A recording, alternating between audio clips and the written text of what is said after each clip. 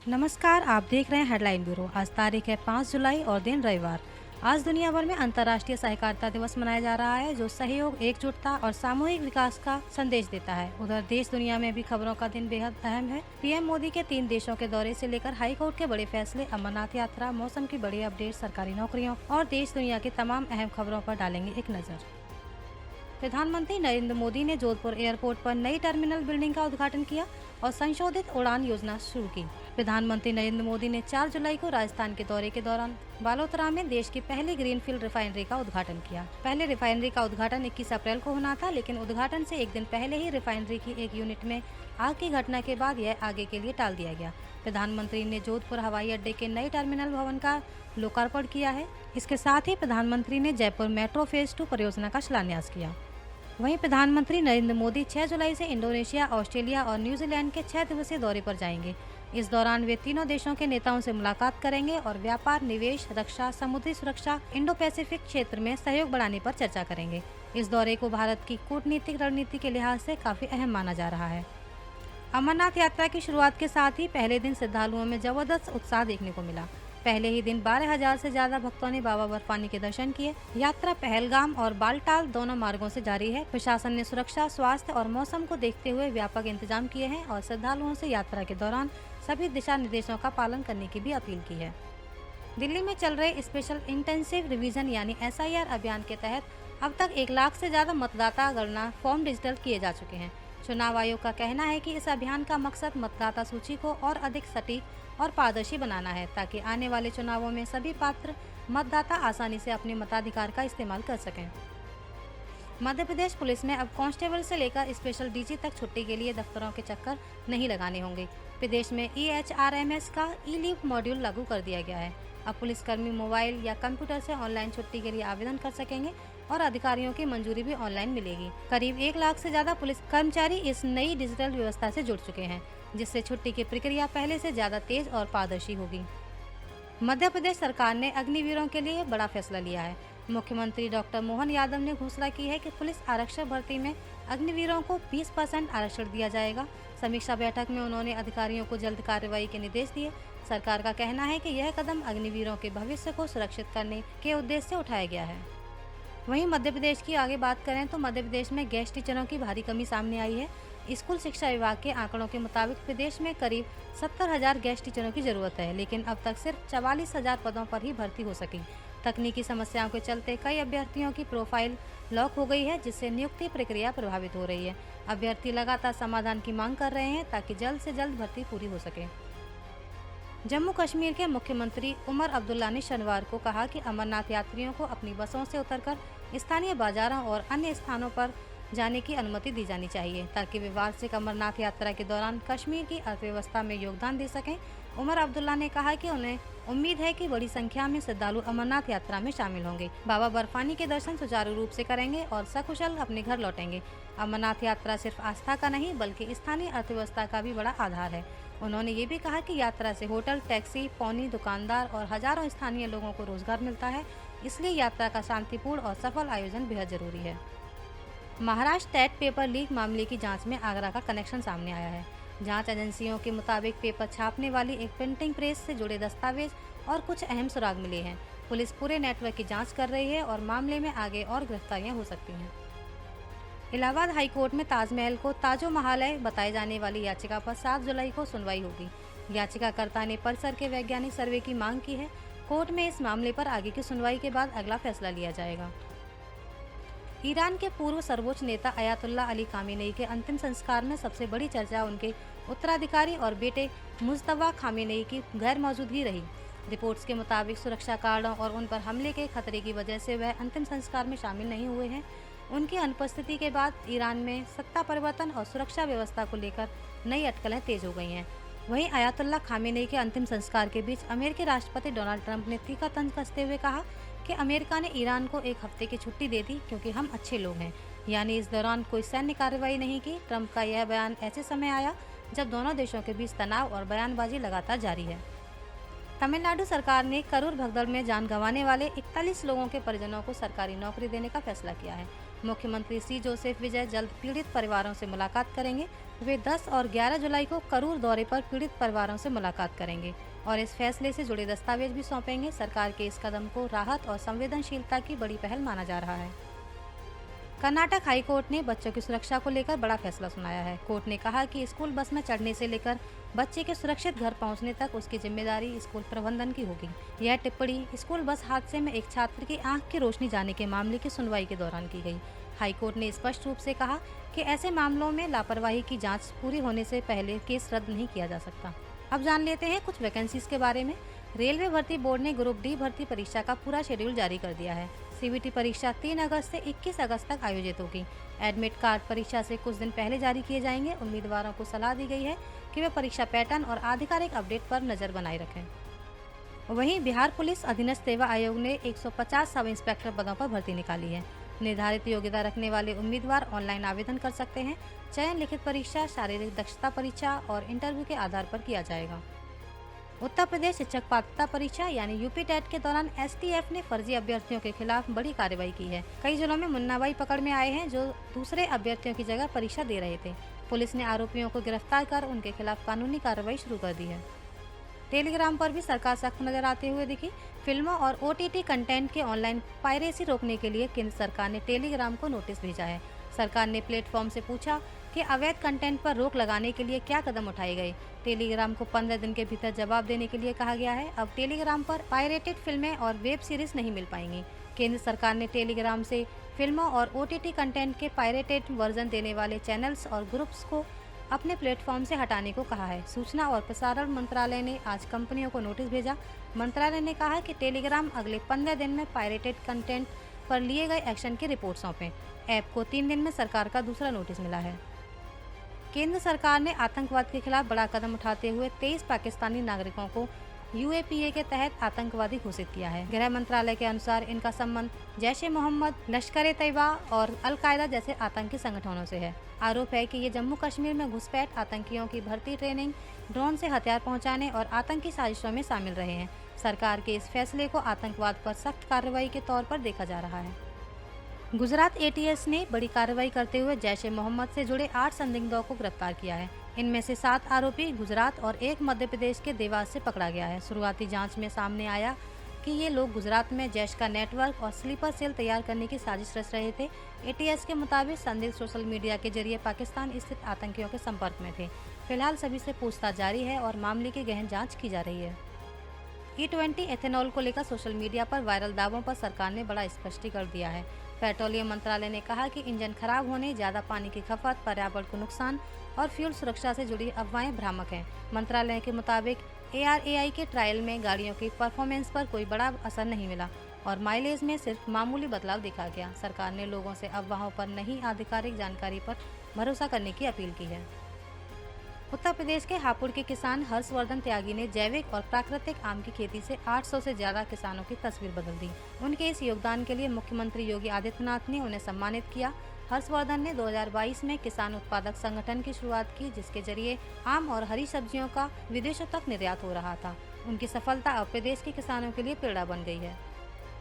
Delhi police ने एक बड़े रीपैकेजिंग रैकेट का पर्दाफाश किया है। आरोप है कि गिरोह मैगी, थम्स अप समेत एक्सपायर हो चुके फूड और ड्रिंक प्रोडक्ट्स की एक्सपायरी डेट बदलकर उन्हें दोबारा पैक कर ई-कॉमर्स प्लेटफॉर्म और बाजार में बेच रहा था।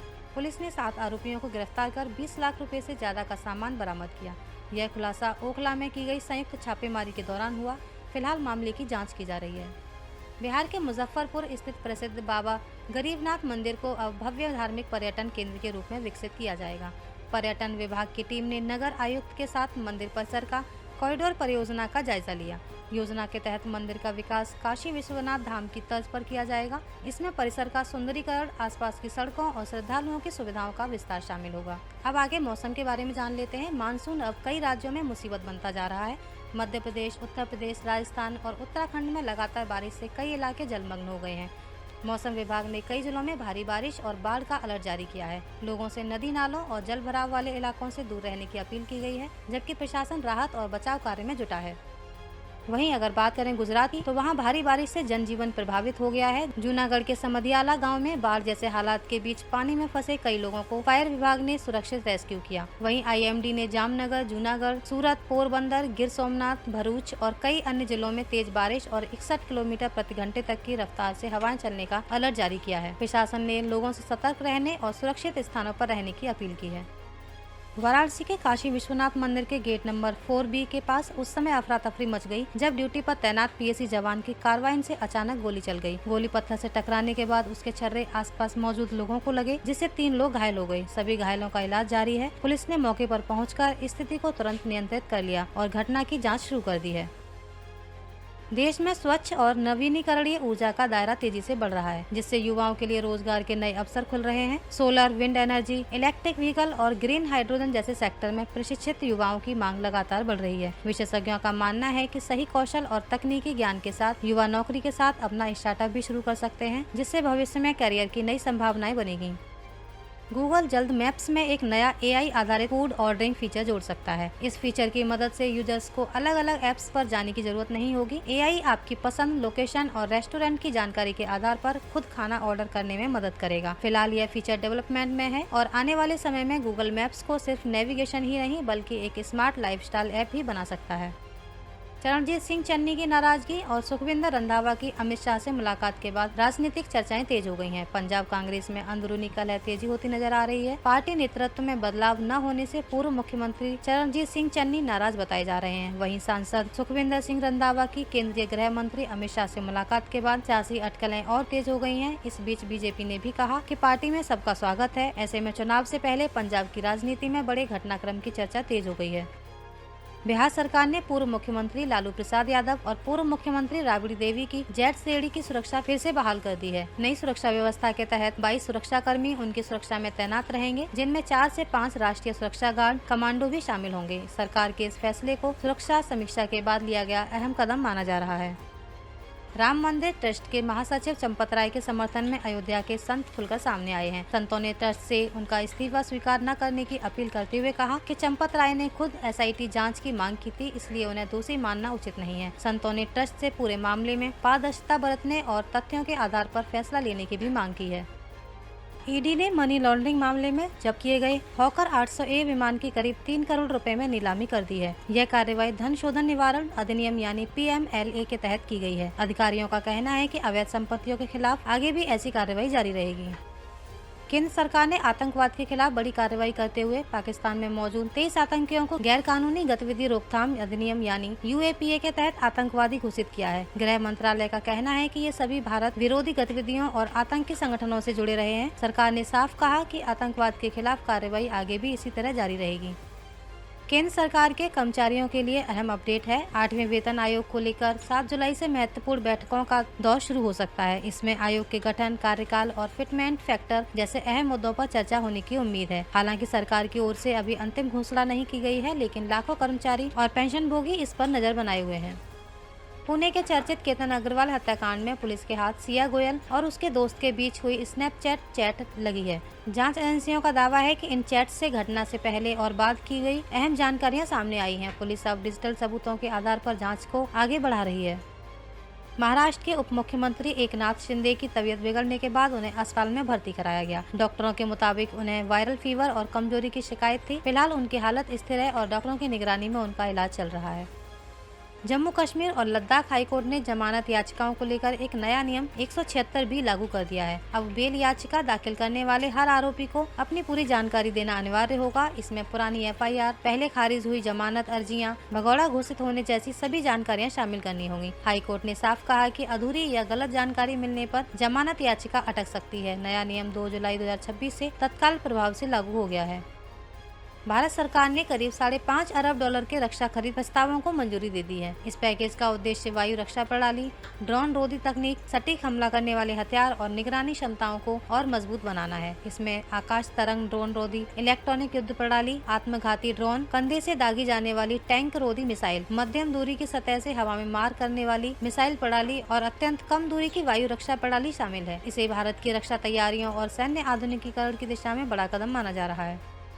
ई रिक्शा को दूर से बंद करने वाले मोबाइल ऐप्स पर केंद्र सरकार ने बड़ा एक्शन लिया है। इलेक्ट्रॉनिक्स और सूचना प्रौद्योगिकी मंत्रालय ने गूगल और एप्पल को नोटिस जारी कर BAT, BMS, स्मार्ट BMS, लॉजिकी, इपोच लियोन समेत 7 ऐप्स को ऐप स्टोर से तत्काल हटाने का निर्देश दिया है। सरकार के मुताबिक इन ऐप्स में सुरक्षा और ऑथेंटिकेशन की कमी थी, जिसके कारण कोई भी ब्लूटूथ के जरिए ई रिक्शा की बैटरी से जुड़कर उसे रिमोटली नियंत्रित कर सकता था। अब सरकार भविष्य में ऐसे असुरक्षित ऐप्स पर भी सख्त निगरानी रखने की तैयारी कर रही है।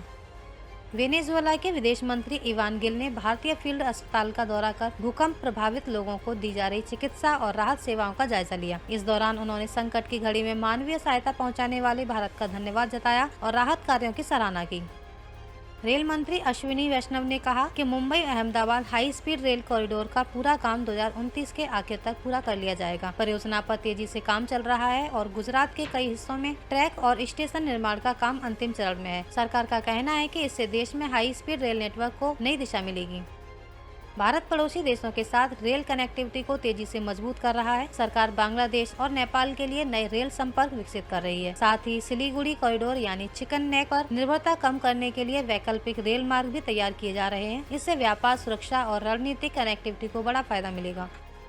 अगर आप सोना या चांदी खरीदने की योजना बना रहे हैं तो अब आपकी जेब पर असर पड़ सकता है। अंतर्राष्ट्रीय बाजार में तेजी के चलते घरेलू बाजार में भी सोना और चांदी महंगे हो गए हैं। सोने की कीमत में प्रति 10 ग्राम बड़ा उछाल दर्ज किया गया है, जबकि चांदी भी नई ऊंचाई पर पहुंच गई है। विशेषज्ञों के मुताबिक वैश्विक मांग बढ़ने से कीमतों में तेजी आ गई है।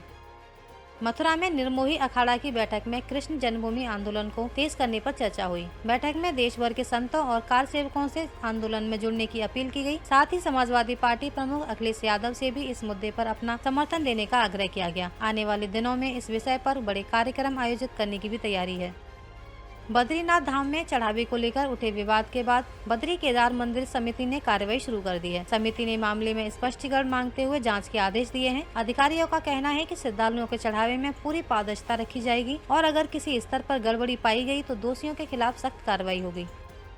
केंद्र सरकार ने संसद के मानसून सत्र की तारीखों का ऐलान कर दिया है। यह सत्र 20 जुलाई से 13 अगस्त तक चलेगा। इस दौरान कई महत्वपूर्ण विधेयक पेश किए जा सकते हैं और सरकार महंगाई, अर्थव्यवस्था, राष्ट्रीय सुरक्षा समेत कई अहम मुद्दों पर चर्चा करेगी। विपक्ष भी विभिन्न मुद्दों पर सरकार को घेरने की तैयारी में है। केंद्र सरकार ने प्याज किसानों को बड़ी राहत देते हुए प्याज का खरीद मूल्य बढ़ाकर 2125 रुपए प्रति क्विंटल कर दिया है। पहले यह कीमत 1900 रुपए थी। सरकार का कहना है कि इस फैसले से किसानों को बेहतर दाम मिलेगा। वहीं बाजार में प्याज की उपलब्धता बनाए रखने और कीमतों को संतुलित रखने में भी मदद मिलेगी। पश्चिम बंगाल में तृणमूल कांग्रेस को बड़ा झटका लगा है। पार्टी की वरिष्ठ नेता चंद्रिमा भट्टाचार्य ने टीएमसी की प्रदेश अध्यक्ष पद से इस्तीफा दे दिया है। उन्होंने संगठनात्मक जिम्मेदारी से हटने का फैसला लिया है। हालांकि पार्टी में बनी रहेंगी और मंत्री पद पर काम जारी रखेंगी। उनके इस्तीफे के बाद अब नए प्रदेश अध्यक्ष को लेकर चर्चाएं तेज हो गई हैं। दिल्ली की एक अदालत ने बीजेपी विधायक राजू कुमार सिंह को हर्ष फायरिंग के दौरान हुई एक व्यक्ति की मौत के मामले में 4 साल की सजा सुनाई है। इसके साथ ही उनकी विधायकी भी छिन चुकी है। कोर्ट ने उन्हें दोषी मानते हुए जुर्माना भी लगाया है। यह मामला कई साल पुराना है, जिसमें लापरवाही से चलाई गई गोली से एक व्यक्ति की जान चली गई थी। जलवायु परिवर्तन और रेगिस्तान के बढ़ते खतरे से निपटने के लिए अफ्रीका में 8000 किलोमीटर लंबी ग्रेट ग्रीन वॉल बनाई जा रही है। इस परियोजना के तहत करोड़ों पेड़ लगाए जा रहे हैं ताकि रेगिस्तान का विस्तार रोका जा सके, खेती बचाई जा सके और लाखों लोगों को रोजगार मिल सके। इसे दुनिया की सबसे बड़ी पर्यावरणीय परियोजनाओं में से एक माना जा रहा है। अंत में हम बात कर लेते हैं ऐसे खबर की जिसने भारतीय खेल जगत में नया रिकॉर्ड बनाया है और 26 जून 2026 की तारीख एक सुनहरे पन्नों में दर्ज हो गई है। भारतीय क्रिकेट को नया सितारा मिल गया है। 15 वर्षीय वैभव सूर्यवंशी ने टीम इंडिया के लिए डेब्यू करते हुए इतिहास रच दिया। वह भारत की ओर से अंतर्राष्ट्रीय क्रिकेट खेलने वाले सबसे कम उम्र के खिलाड़ी बन गए हैं। इसके साथ ही उन्होंने सचिन तेंदुलकर का 36 साल पुराना रिकॉर्ड तोड़ दिया। वैभव ने महज 15 साल की उम्र में यह उपलब्धि हासिल की है। अगर आपको किसी भी न्यूज़ के बारे में और जानना है तो कमेंट करके जरूर बताएं और हेडलाइन ब्यूरो को सब्सक्राइब करना ना भूलें। धन्यवाद।